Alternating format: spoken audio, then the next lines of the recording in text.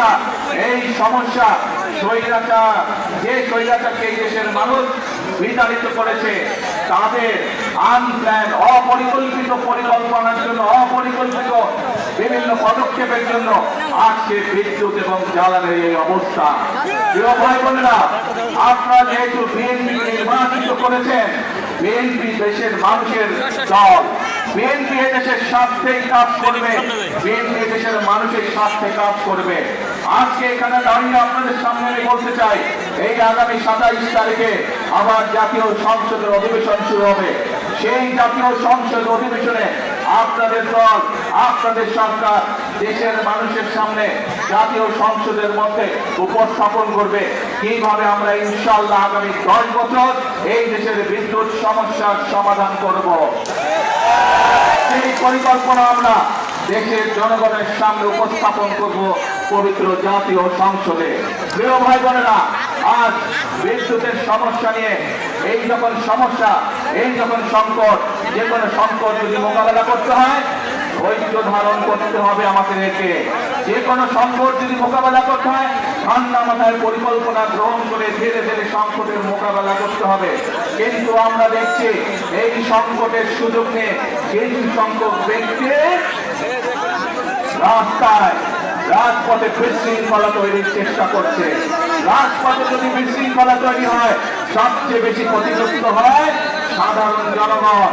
তাদের ব্যবসা বাণিজ্যের ক্ষতিগ্রস্ত হয়, তাদের চাকরি বাকরি ক্ষতিগ্রস্ত হয়, তাদের জীবনযাত্রা ক্ষতিগ্রস্ত হয়, কিন্তু উপকৃত হয় সেই সকল বিশৃঙ্খলাকারী। প্রিয় ভাই বোনেরা, প্রথমেই আমি আপনাদের সামনে বলেছি, আমাদের লক্ষ্য হচ্ছে আগামীতে একটি ওয়েলফেয়ার স্টেট গঠন করা, একটি কল্যাণমুখী রাষ্ট্র গঠন করা, এবং সে কারণে আমরা কি কি পদক্ষেপ গ্রহণ করছি আপনাদের সামনে আমি তুলে ধরেছি। এখানে আপনারা হাজার হাজার মানুষ সমর্থন দিয়ে বলেছেন এই পরিকল্পনা যদি বাস্তবায়িত হয় তাহলে বাংলাদেশের মানুষ উপকৃত হবে, তাই তো নাকি? তাহলে প্রিয় ভাই বোনরা, আজকে এই বক্তব্যের শেষে এসে আপনাদেরকে বলতে চাই, আপনারা যে সমর্থন দিয়েছিলেন 12 ফেব্রুয়ারি নির্বাচনে, সেই সমর্থনের উপরে আপনারা আস্থা ধরে রাখুন। ইনশাআল্লাহ আপনাদের নির্বাচিত দল বাংলাদেশ জাতীয়তাবাদী দল ইনশাআল্লাহ জনগণের জন্য অতীতেও কাজ করেছে, বর্তমানেও কাজ করবে, এবং দেশ এবং জনগণের স্বার্থের বাইরে কোনো কাজ করবে না। প্রিয় ভাই বোনেরা, আসুন আজকে এই ওলামা অবমুক্তকরণের এই যে জনসভা, এই জনসভায় আমরা সকলে আজকে শপথ গ্রহণ করি, আমরা সকলে শপথ গ্রহণ করি, সকলে প্রতিজ্ঞা করি দেশের স্বার্থের বিরুদ্ধে যারা কাজ করবে, যারা বিশৃঙ্খলা তৈরি করবে, যারা জনগণের স্বার্থে নেওয়া বিভিন্ন কর্মসূচি বাধাগ্রস্ত করবে, তাদেরকে জনগণের সকল শক্তি নিয়ে তাদেরকে প্রতিরোধ করবে। আছি নাকি আমরা দেশের শান্তি রক্ষা?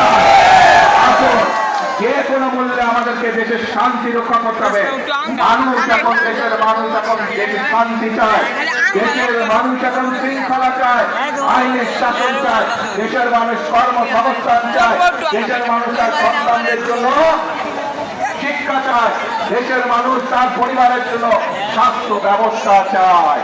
এই কাজগুলো যদি করতে হয় আমাদেরকে তাহলে ধৈর্য সহকারে অবস্থা দিতে হবে, ধৈর্য সহকারে আমাদেরকে সময়ের জন্য ধীরে ধীরে সময়কে সুযোগ দিতে হবে, এবং একই সাথে আমাদেরকে সতর্ক থাকতে হবে যারা বিশৃঙ্খলা তৈরি করছে তাদের ব্যাপারে আমাদেরকে